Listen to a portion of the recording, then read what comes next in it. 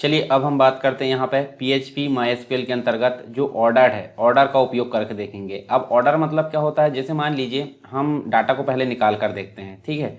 तो डाटा निकालते हैं तो क्या होता है, या फिर डाटा जो सेव होता है वो कैसे होता है, वो 1 2 3 फॉर्म में सेव होता है, या फिर नाम जो है अल्फ़ाबेट रूप में सेव होता है।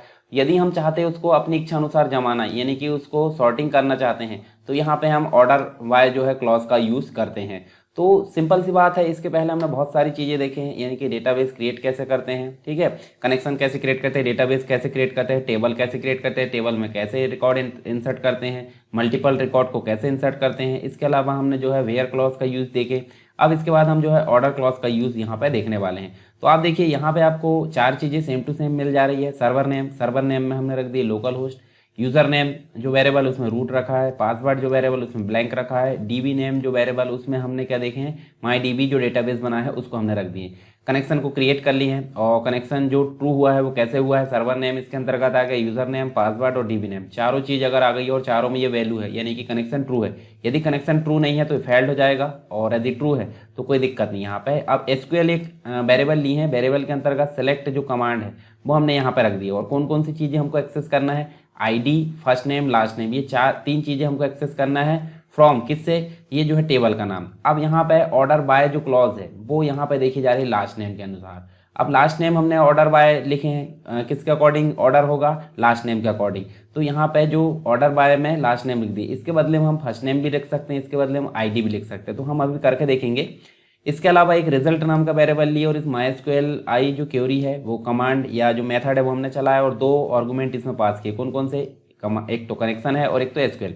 दोनों अगर है ट्रू है तो रिजल्ट में ट्रू चला जाएगा, और ट्रू चला गया यानी कि कुछ ना कुछ है। अब कुछ ना कुछ है तो यदि यहाँ पे चेक किया जाता है MySQL आई नंबर ऑफ रो क्या है, जो रिजल्ट है, रिजल्ट के अंतर्गत क्या है, 0 से बड़ा है, तो मतलब क्या होगा, वाइल के अंतर्गत रो में जो है सारी चीज़ें रिजल्ट की यहाँ पे स्टोर हो जाएगी, और रो के अंतर्गत जो चीज़ें हैं, जैसे आईडी के सामने क्या शो होना चाहिए, रो में जो आईडी है वो शो हो जाना चाहिए, नेम में क्या शो होना चाहिए, रो में जो फर्स्ट नेम वो शो हो जाना चाहिए, और जो सेकंड रो है उसमें लास्ट नेम जो है वो शो हो जाना चाहिए लाइन से, और जो डबल कोट के अंदर लिखा है वो सेम टू सेम शो होगा। और बीच में हमने कॉन्केटिनेट करने के लिए डॉट ऑपरेटर का उपयोग किया है, यानी कि ये कॉन्केटिनेशन ऑपरेटर स्ट्रिंग को जोड़ने का, और BR टैग हमने लगाया है। और साथ में आप देख सकते हैं एल्स, यदि यहाँ पे 0 है तो यहाँ पे इको में क्या रिजल्ट आएगा, 0 रिजल्ट आएगा, और कनेक्शन को हमने क्लोज कर दिए।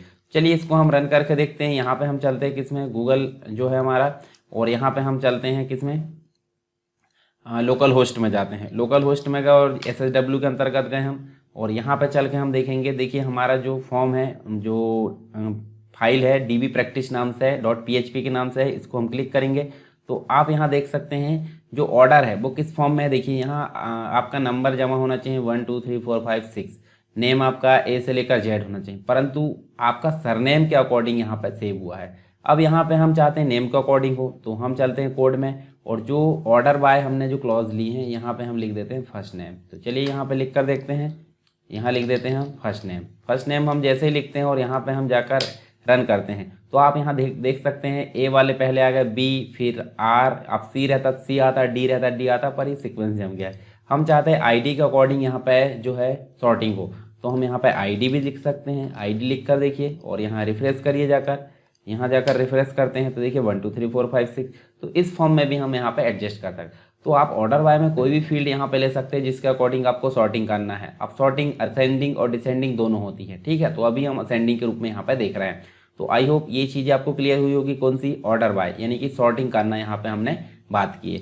अब एक चीज़ होती है कि जब आपके पास में डेटा है, और डेटा है तो मतलब उसमें कुछ एडिटिंग की ज़रूरत पड़ती है। तो एडिटिंग आप चाहते हो कैसे, अपडेट डेटा के फॉर्म में, यानी कि MySQL के अंतर्गत हम अपडेट कैसे करेंगे, वो कोड हमने यहाँ पे लिख रखा है, उसको हम अनकमेंट करते हैं, और अनकमेंट करने के बाद उसको समझ लेते हैं। तो 4 वेरिएबल आप शुरू से यूज़ करते आए हैं, जब से हमने टेबल को क्रिएट किया है। तो 3 वेरिएबल तो हमारे शुरू से थे। एक डीबी नेम हमारा MyDB जो डेटाबेस लिखा है, कनेक्शन हमने क्रिएट किए, ठीक है। उसके बाद कनेक्शन को चेक करा है तो यहाँ पे कनेक्शन पास हो, मतलब ट्रू हो गया। और एसक्यूएल में हमने क्या लिखे हैं, अब क्रिएट की जगह, सेलेक्ट की जगह जो हमने लिखे हैं क्रिएट, पहले लिखे इंसर्ट इनटू, फिर लिखे सेलेक्ट, और क्रिएट भी लिखे थे। तो अब उसके बदले में एसक्यूएल के अंतर्गत क्या लिखे हमने, अपडेट। अपडेट के बाद हमको टेबल का नाम लिखना है, टेबल का नाम है स्टूडेंट्स, और सेट करना है, सेट एक कीवर्ड है, जिसके अंतर्गत हमको एडिट करना है। जैसे लास्ट नेम हमारा वर्मा है, ठीक है, तो यहाँ देखिए आप यहाँ पे चेंज करने वाली बात हो रही है।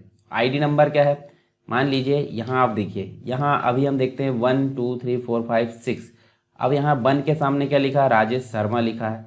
तो हम अगर लिखते हैं आईडी नंबर 1, यहाँ 1 लिखते हैं और यहाँ वर्मा की जगह क्या कर देते हैं, मतलब शर्मा लिखा है और शर्मा की जगह क्या कर देते हैं, वर्मा, यानी कि 1 नंबर की जो आईडी है, जैसे 1 नंबर की आईडी में आप देख सकते हैं क्या लिखा है, राजेश शर्मा। तो यहाँ शर्मा की जगह क्या हो जाना चाहिए, वर्मा। कौन सी नंबर की आईडी में, 1। कैसे लगाइए, अपडेट स्टूडेंट टेबल का नाम है, सेट की कीवर्ड है और कौन सी फील्ड में बदलना है वो हमने यहाँ वैल्यू भी लिख दिए, किस मतलब क्या बदलना ये लिखे हैं और कौन सी फील्ड में बदलना है ये वेयर के अंतर्गत हमने 1 लिखे हैं, यानी कि आईडी नंबर 1 के अंतर्गत वर्मा हो जाए, जो भी होगा। और अब यहाँ चेक कर लिए हमने, रिकॉर्ड अपडेटेड सक्सेसफुली, यदि नहीं है तो एरर आएगी और कनेक्शन को हमने क्लोज कर दिया। चलिए यहाँ पे हम जो है इसको रन करके देखते हैं, रिकॉर्ड अपडेटेड सक्सेसफुली। जब हम इसको देखेंगे तो देखने के बाद हमको पता चलेगा कि जहाँ पे वर्मा लिखा था वो हो जाएगा हमारा क्या, इसको हम ऑफ करते हैं और ऑफ करने के बाद हम ऊपर वाला रिकॉर्ड जो है उसको शो करके देखते हैं। यहाँ पे जो हमारा ऑर्डर बाय वाली जो क्वेरी थी यहाँ पे इसको और ये इसको हम रन करके देखते हैं। तो आप देख सकते हैं राजेश शर्मा लिखा था, राजेश शर्मा के बदले में क्या हो गया, राजेश वर्मा हो गया। कौन सी नंबर की आईडी में, आईडी नंबर 1 में। तो ये अपडेट करके हमने देख ली। यदि हम चाहते हैं और किसी में अपडेट करना तो हम उसको भी कर सकते हैं। जैसे मान लीजिए रिकॉर्ड नंबर 4 है, उसमें अजय वर्मा लिखा, तो हम इसको करना चाहते हैं अजय मिश्रा, ठीक है। तो चलिए 4 नंबर की आईडी में हम क्या करते हैं, यहाँ पे हम करते हैं, यहाँ पे अपडेट वाले में आते हैं और फिर से जो अपडेट वाली चीज़ है, अपडेट कमांड में हम गए, कहाँ पे, ये वाले में। अपडेट में हम देखिए लास्ट नेम करना चाहते हैं मिश्रा, किसमें, देखिए लास्ट नेम हम करना चाहते हैं मिश्रा और आईडी नंबर 4 में हम ये करना चाहते हैं।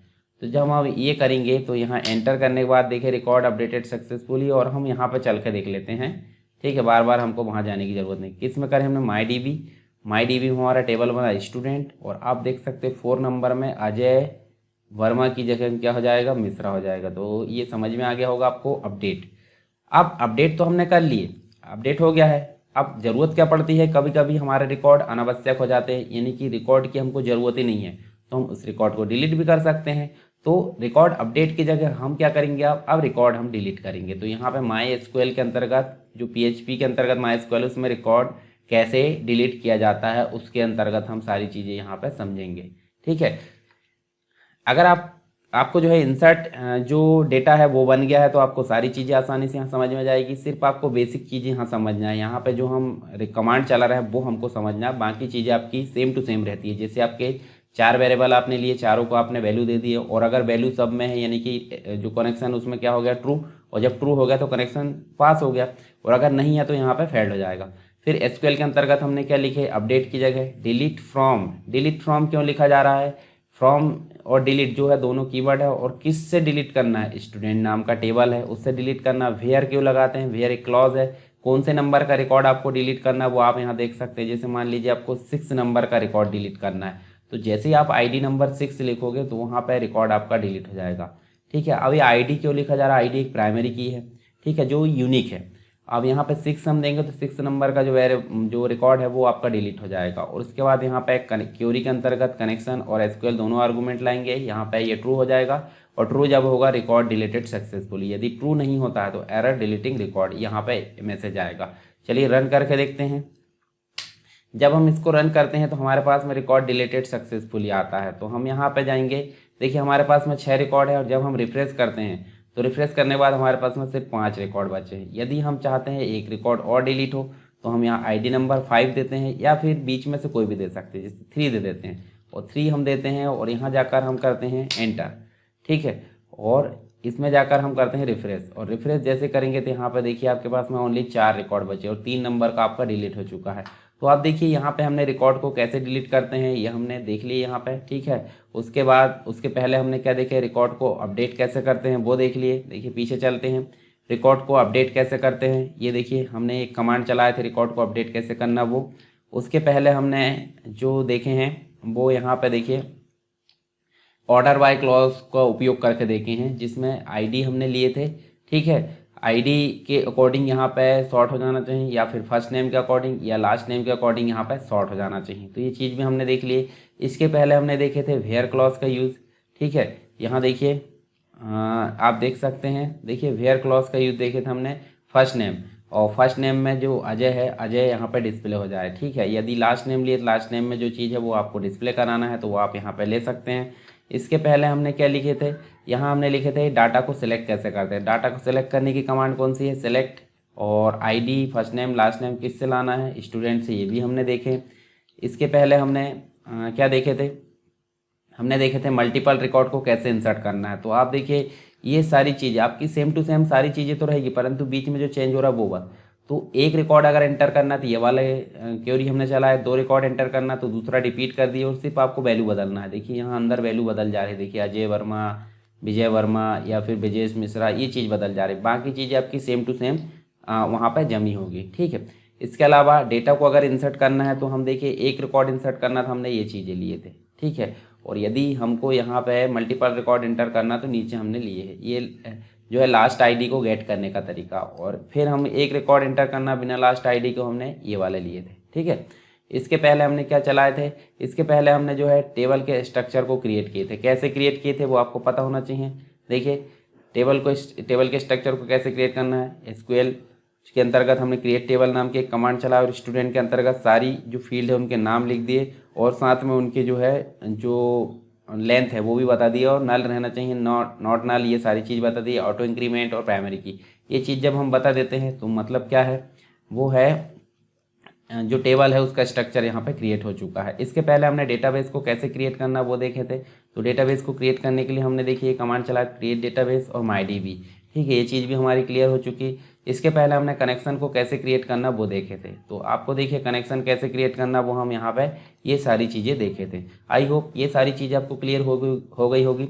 यदि कोई दिक्कत है तो आप इसको वीडियो को दोबारा देख सकते हैं, और फिर भी अगर कोई दिक्कत है तो आप मुझे कमेंट बॉक्स में बता सकते हैं। इसके बाद हमारी एक चीज़ और बची है, जो रजिस्ट्रेशन फॉर्म है, उसके बारे में हम विस्तार से पढ़ने वाले हैं। यानी रजिस्ट्रेशन फॉर्म के थ्रू हम डेटाबेस में डेटा कैसे सेव कराते हैं उसको हम यहाँ पे देखेंगे। और इसके लिए आपने जो है इसके पहले वैलिडेशन वाला वीडियो देखा होगा, और जो डेटाबेस वाले वीडियो देखे, ये सारी चीज़ अगर देखे हैं तो आपको वो समझने में किसी प्रकार की कठिनाई का सामना नहीं करना पड़ेगा।